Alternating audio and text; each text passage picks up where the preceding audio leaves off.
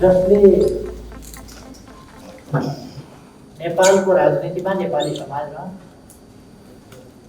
हाम्रो पार्टीले प्रस्तुत गरेका विचारहरू राजनीतिको सम्बन्धमा र हाम्रो पार्टीले अगाडि बढाएका व्यवहारिक कदमहरू, हाम्रो पार्टीले अगाडि सारेका आर्थिक, सामाजिक, सांस्कृतिक रूपान्तरणका कार्यक्रमहरू र हाम्रो पार्टीले अगाडि सारेका सुशासन र विकास सम्बन्धी दृष्टिकोण र नीतिहरू एवं हामीले चालेका कदमहरू राष्ट्रियताको सम्बन्धमा होस्, लोकतन्त्रको सम्बन्धमा होस्, विकास निर्माणको सम्बन्धमा होस्, ती कदमहरूलाई नेपाली जनताले व्यापक रूपमा अनुमोदन गर्नुभयो, समर्थन गर्नुभयो र त्यस पक्षमा नेपाली जनताको अभिमत जाहेर गर्यो। बाबा सनफ्लावर ओइल, शुद्धता यसमै भेटिन्छ। त्यसरी हामीले देशलाई स्थिरता दिनेतर्फ, स्थायित्व दिनेतर्फ केही सुदृढ कदमहरू चाल्यौं। त्यसै सन्दर्भमा हामीले संविधानको धारा 76 को उपधारा 2 अनुसारको 2 वा 2 भन्दा बढी दलको समर्थनमा त्यति बेला नेकपा माओवादी केन्द्र र हामी सबै चुनाव लडेका थियौँ। एउटै चुनाव चिन्हबाट लड्न मानिसकेर पनि फेरि माओवादी केन्द्र पछि हटेको हुनाले हामीलाई केही नोक्सान भएका थिए। हामीले त्यस नोक्सानीलाई मेकअप गरेर अगाडि बढेका थियौँ र चुनावमा तुलनात्मक रूपमा राम्रो परिणाम प्राप्त गरेका थियौँ। तैपनि हामीसँग बहुमत थिएन र चुनावी तालमेल गर्दा नै हामीले चुनावपछि लगत्तै हामी पार्टी एकीकरण गर्छौँ, नेपालको विकासका लागि पार्टी एकीकरण गरेर स्थिरता र स्थायित्वको तर्फ त्यसका लागि एउटा अनुकूल वातावरण निर्माण गर्दै अगाडि बढ्छौँ भनेर प्रतिबद्धता जनाएका थियौँ। त्यसै अनुसार जेठ 3 गते हामीले 75 साल जेठ 3 गते हामीले पार्टी एकीकरण गर्यौँ र झन्डै 2/3 सरकारको स्थिति बनायो। एउटै पार्टीको झन्डै 2/3 सरकार बनेपछि स्वाभाविक रूपमा त्यो सरकार बहुमतको सरकार बनिसकेपछि एउटै पार्टीको त्यो सरकार संविधानको धारा 76(1) अनुसारको सरकार र हामीले एक अनुसारको सरकार चलाउँदै गयौँ। आन्तरिक समस्याहरू थिए, पार्टीभित्र गलत विचार र प्रवृत्तिहरू थिए, पार्टीभित्र विचारधारात्मक प्रश्नमा भिन्न राय वा अभिमत हुनु अनौठो कुरा हो। हाम्रो जस्तो लोकतान्त्रिक पार्टीले र प्रकृतिमा रहेकै विविधतालाई, बहुलतालाई बुझेको र यस्ता कुराहरूलाई सकारात्मक ढङ्गले सहज ढङ्गले ग्रहण गर्नुपर्छ भन्ने बुझेको हाम्रो पार्टी वैचारिक भिन्नता प्रति किञ्चित असहिष्णु हुँदैन। तर हाम्रो पार्टीभित्र वैचारिक असहिष्णुता मात्रै होइन, त्यो वैचारिक भिन्नता मात्रै होइन, र त्यो वैचारिक भिन्नताको रूप दिन खोजे पनि त्यसलाई असहिष्णुताका साथ दिने प्रवृत्तिहरू र अराजनीतिक ढङ्गले चल्न खोज्ने आफ्ना पद होदा मान सम्मान र स्वार्थलाई केन्द्रभागमा राख्ने प्रवृत्तिहरू निकै धेरै बलवान रहे। तर पनि हामीले ती सबै कुराहरूलाई हामीले समाधान गर्दै गयौँ र देशले एउटा ठुलो आशा भरोसा विश्वास हामी माथि गरिरहेको थियौँ। तदनुसार नै हाम्रो सरकारले ऐतिहासिक रूपमा अभूतपूर्व ढङ्गले विकास निर्माणको गतिलाई अगाडि बढायो। शान्ति सुव्यवस्था, जनताले प्राप्त गर्नुपर्ने सेवा सुविधाको उपलब्धता, भ्रष्टाचार नियन्त्रण, भ्रष्टाचारप्रति असहिष्णुताको अर्थात् शून्य सहनशीलताको हाम्रो व्यवहार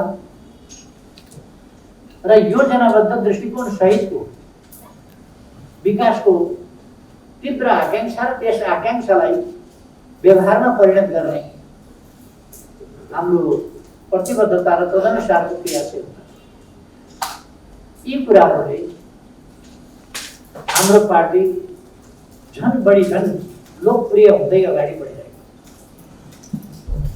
देशमा वास्तवमा भन्ने हो भने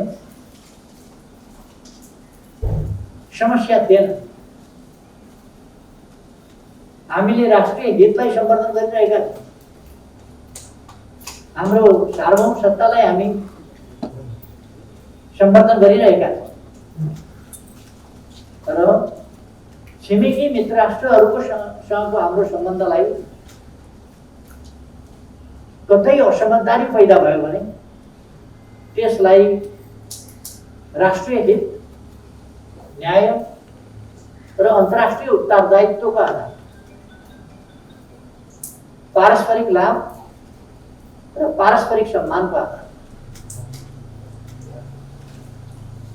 त्यसै गरेर सार्वभौम समानताका आधार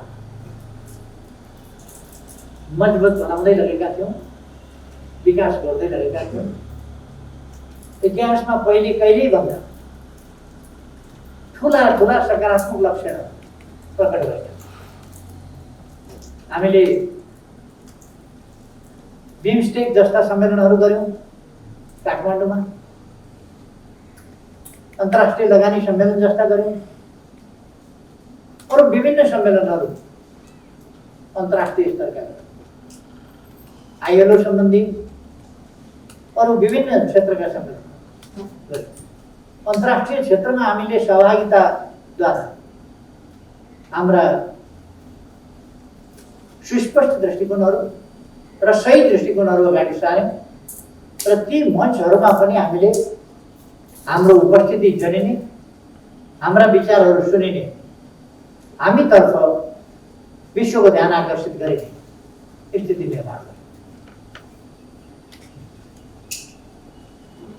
र हाम्रो राष्ट्रिय हित, देशको सार्वभौम सत्ता, यी कुराहरू पनि सुदृढ हुँदै गए।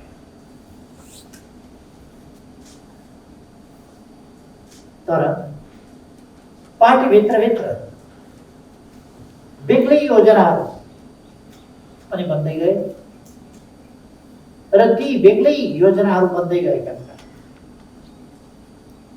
व्यवहारमा भद्दा ढङ्गले प्रकट पनि भइ नै रहे। खास गरी सञ्चार माध्यममा पार्टीका नीतिहरूको धज्जी उडाउने, पार्टी नेतृत्वको धज्जी उडाउने, गाली बेइज्जती र अपमान गर्ने र सरकारले गरेका राम्रा काम र उपलब्धिहरूको चर्चै नगर्ने, यस्ता थुप्रै प्रयासहरू चलिरहे। एक ढङ्गले भन्ने हो भने प्रचार हमला ती हुने गरे। यस्ता कुराहरूका कारणले जनतामा अलिकति वितृष्णा, नैराश्यता जसमाथि आशा भरोसा गरिएको, विश्वास गरिएको र अपेक्षा गरिएको, त्यही आशा भरोसा र अपेक्षाका ठाउँबाट, त्यही संस्थाबाट त्यस विपरीतका कतिपय प्रवृत्ति र क्रियाकलापहरू प्रकट हुँदा जनता दुखित र निराश हुनु अस्वाभाविक हो। त्यस खालका कुराहरू पनि भए। 2 वर्षसम्म एउटै पार्टीको सरकार छ भने त्यहाँ कसैले सहभागी दलले समर्थन फिर्ता लिने पनि कुरा भएन, सहभागी दल अलग हुने भन्ने कुरा पनि भएन र अविश्वासको प्रस्ताव अरूले पनि राख्न सक्ने कुरा भएन। तर जब 2 वर्षको समय पुरा हो त्यसपछि पार्टीभित्र असाधारण अस्वस्थता सुरु हो। पदीय आकांक्षाका लागि, अस्वस्थ पदीय आकांक्षाका लागि र एउटा खास जङ्क्चरबाट पनि होइन, स्वस्थ प्रतिस्पर्धाबाट पनि होइन, जालझेल षड्यन्त्र टिक्रमबाट, पार्टीभित्रको अस्वस्थ गुटबन्दीबाट अस्थिरता पार्टीमा पैदा गर्ने अथवा जेसुकै होस् तर आफूले पद प्राप्त गर्नुपर्छ भनेर केही तत्त्वहरू पार्टीभित्र क्रियाशील भए। त्यसले पार्टीमा एउटा असहज वातावरण बनाउँदैन। 2 वर्ष पुरा भइसकेपछि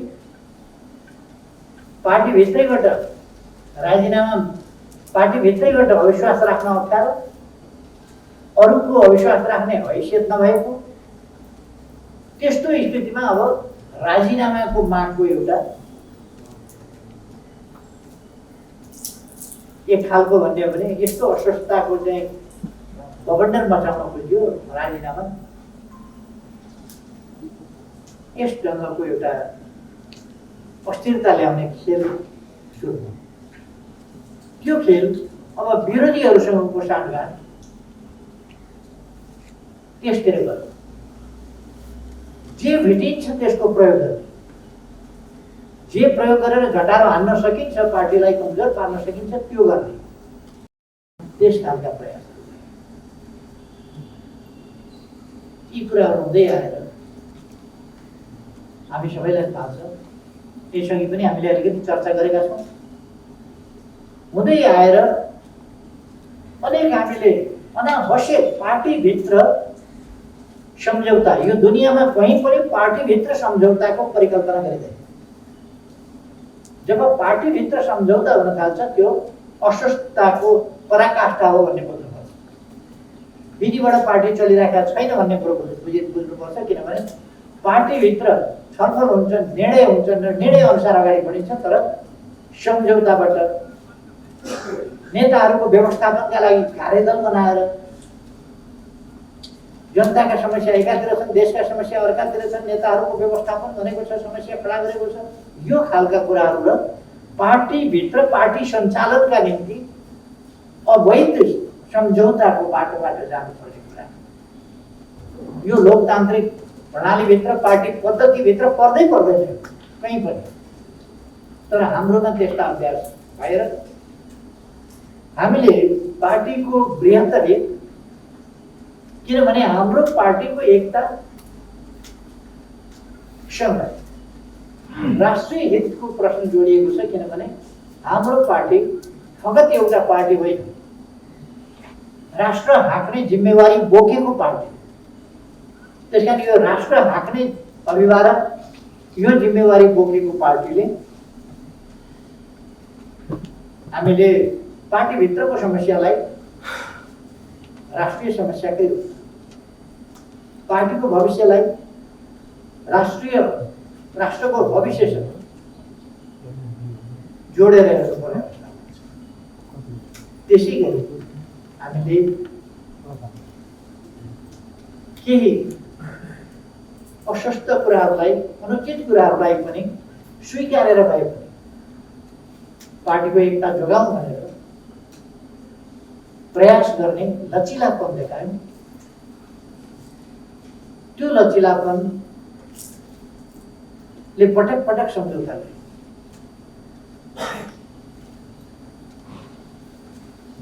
ती सम्झौताहरू पटक पटक भएका सम्झौता त्यो आज गर्यो प्रतिकूल परिस्थिति बन्यो भने सम्झौता गर्यो, अनुकूल बन्यो भने त्यसलाई छोड्यो, फेरि अर्को खोजेर यस्ता कुराहरू हुँदै गएर अन्तिममा हामीलाई थाहा छ अस्वस्थताको पराकाष्ठ चल्दै गयो।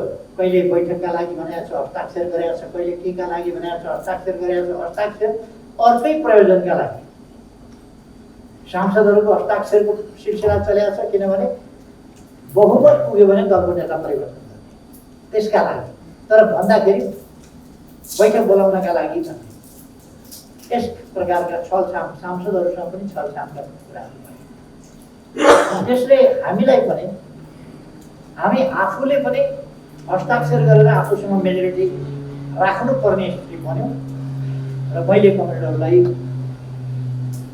जो सांसद कमरेडहरू त्यो खास गरी प्रतिनिधि सभा सदस्य राष्ट्रिय सभा सदस्य कमरेडहरूले पनि संसदीय दलको हकमा सिग्नेचर गर्नु जरुरी थियो र हामीले जेन तेन उनीहरूको मेजोरिटी पुग्न दिएर यद्यपि कतिपय साथीहरूमा स्पष्टता ल्याउन सकिएन, त्यस कुराको महत्त्व बुझाउन सकिएन, तर आम रूपमा कमरेडहरूले पार्टी जोगाउने पक्षमा हस्ताक्षर गरेर पार्टीलाई मेजोरिटी उताको मेजोरिटी कमसेकम पुग्न नपाओस् भन्ने कुरा।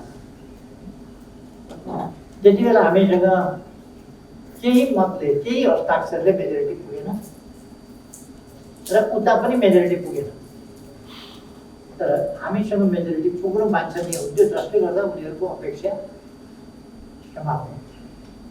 हाम्रो पार्टीले संस्था र गुटको बिचमा भेद छुट्याउन नसक्ने खालको स्थिति भएर एउटा पङ्क्ति पार्टी र गुट छुट्याउन नसकेर गुटको पछि गुटको साथ नहुने खालको स्थिति, दुःखद स्थिति बन्यो, जसबाट स्पष्ट भयो कि अब पार्टी एउटा असहज असामान्य स्थिति र दुर्घटनातर्फ जाँदैछ। त्यही कुरा कार्तिक 28 गते पुग्दा अब लिडरसिपमाथि 19 बुँदामा एउटा झुटा आरोपहरूको पुरिँदा त्यही आरोप लिएर स्थायी कमिटीको दुरुपयोग गर्ने, पार्टी एकताका लागि एकीकरणका लागि जुन कम्पोजिसन हामीले बनाएका थियौँ, जुन संरचना बनाएका थियौँ, जुन सङ्ख्यात्मक स्थिति बनाएका थियौँ, जुन गणितीय स्थिति पार्टीको केन्द्रमा बनाएका थियौँ, त्यो एकताका लागि बनाएका थियौँ, त्यसलाई गुटबन्दी अनेकता र विपरीत उद्देश्यका लागि दुरुपयोग गरियो। त्यो दुरुपयोग गर्न थालेपछि हामीले धेरै प्रयास यो दुरुपयोग हुन नपाओस्, पार्टीलाई एकतातर्फै लैजाउँ, एकीकरणतर्फै लैजाउँ, यो अभियानलाई पूर्णता दिउँ र यत्रो उपलब्धि हामीले हासिल गरेका छौँ। अन्तर्राष्ट्रिय क्षेत्रमा एउटा प्रतिकूल अवस्थामा भएको परिस्थितिमा पनि हामीले यत्रो उपलब्धि हासिल गरेका छौँ भने यस उपलब्धिलाई जोगाउँ, यस उपलब्धिलाई जोगाएर हामी अगाडि बढौँ, यी प्रयासहरू हामीले गर्यौँ। तर हाम्रा प्रयासहरू हामीले सफल बनाउन सकेनौँ र पार्टी कब्जा गर्ने खेल चल्यो। हामी सबैलाई थाहा छ, यतिसम्म कि साधारण सदस्य पनि नरहने गरी निष्कासन सम्मका अवैधानिक मात्रै होइन, बिल्कुलै अनुचित हानिकारक त्यस प्रकारका क्रियाकलाप पार्टी कब्जा गर्ने उद्देश्यले अत्यन्तै रथलेस विधि विधान विपरीतका पद्धति विहीन र वास्तवमा यति हानिकारक आन्दोलनलाई ध्वस्त पार्ने खालका क्रियाकलाप हामी सबै त्यो भोग्यौँ। र त्यसपछि जब पार्टी गलत ढङ्गले कब्जा गर्ने र गलत ठाउँमा पुर्याउने र देशलाई आन्दोलनलाई ध्वस्त पार्ने, पार्टीलाई ध्वस्त पार्ने र देशलाई ध्वस्त पार्ने स्थिति बनेपछि वास्तवमा कम्युनिस्टहरू जुरुक्क उठे पार्टीतिर गउँथ्यो। तर पार्टीलाई एक ढङ्गले भन्ने हो भने पार्टीहरूले कब्जा लिइसकेको स्थितिमा पुनर्गठित गरे पार्टी। हामी त्यस बिन्दुमा पुग्यौँ झन्डै 2/3 64% स्थितिबाट पार्टी पुनर्गठित गर्नुपर्ने स्थितिमा हामी पुग्यौँ भने पार्टी भित्रको अस्वस्थता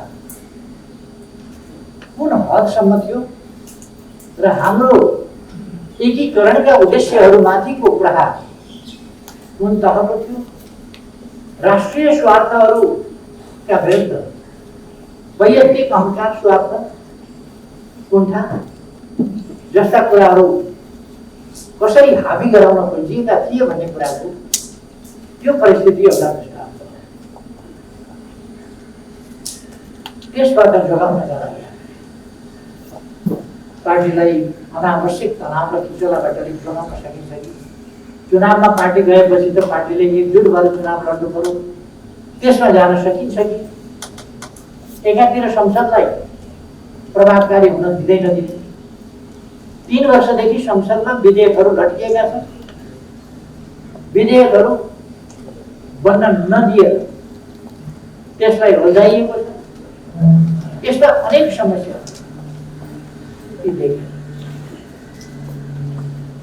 अब प्रतिनिधि सभाले देश हाँक्ने खालको जिम्मेवारी वहन गर्न सक्ने अवस्था नरहेपछि हामीले प्रतिनिधि सभा विघटन गरेर नयाँ निर्वाचन मुद्दा मामिला भयो, प्रतिनिधि सभा पुनर्स्थापना भयो। हामी सबैलाई थाहा छ प्रतिनिधि सभा पुनर्स्थापना भएपछि पहिल्यै दिनबाट जसले पुनर्स्थापनाको माग गरेर प्रतिनिधि सभा ल्याए संवैधानिक हिसाबले पेश गर्नुपर्ने प्रस्तावहरू त्यहाँ पेश गर्न दिए। एक थरी बहिष्कार गरेर हिँड्ने, अर्का थरीले प्रधानमन्त्री कुन दलको हो भनेर बकवास गर्ने, उद्दण्डता देखाउने, अर्को थरीले कोइलमा आएर नाराबाजी गर्ने र संविधानले भनेका अध्यादेश पेश गर्न नदिने अथवा सरकारलाई संवैधानिक दायित्व पुरा गर्न पनि नदिने, त्यस खालका कुराहरू यी सब हामीले देखेका छौँ, हामीले भएका छौँ। वैकल्पिक सरकार दिन्छु भनेका वैकल्पिक सरकार दिन सक्दैन। सरकारलाई दिएको समर्थन फिर्ता पनि लिन नसक्ने, वैकल्पिक सरकार दिन पनि नसक्ने, सरकारलाई काम पनि गर्न नदिने, संसद विषयमा प्रवेश पनि नगर्ने, त्यस खालको देशकै समय बर्बाद गर्ने स्थिति भइसक्यो।